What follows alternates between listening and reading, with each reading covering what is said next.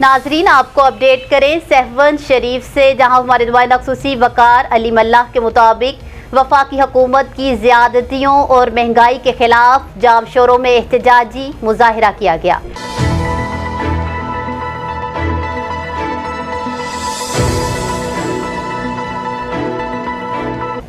आपको बताएं कि पीपल्स पार्टी जिला जाम शोरों के सदर सैयद आसिफ अली शाह, सहवन तालुका जनरल सेक्रेटरी सैयद शहजाद हैदर शाह की सरबराही में जाम शोरों में एहतजाजी धरना दिया गया और वफाकी हुकूमत के खिलाफ सख्त नारेबाजी की गई। आपको बताएं कि पीपल्स पार्टी जिला जाम शोरों के सदर सैयद आसिफ अली शाह ने खिताब करते हुए कहा कि आवाम दुश्मन नयाजी हुकूमत से निजात हासिल करने का वक्त आ गया है। सिंध में पानी की किल्लत के सबब सिंध की ज़रई मआशियत तबाह हो गई है।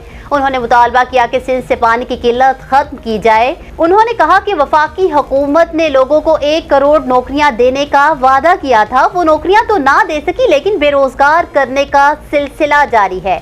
महंगाई ने आवाम का जीना हराम कर दिया है। आवाम को महंगाई के अजाब से निजात दिलाई जाए। जबकि एहतजाज में सैयद आसिफ शाह का मजीद कहना था कि सुई गैस के 16,000 से जायद मुलाजमीन को नौकरियों से निकाल दिया गया। सिंध समेत दीगर सूबों से नौजवानों को बेरोजगार किया गया है। नयाजी हुकूमत ने मुल्क में पेट्रोल की कीमतों में इजाफे के साथ साथ खाने वाली चीजें सब महंगी कर दी गई हैं।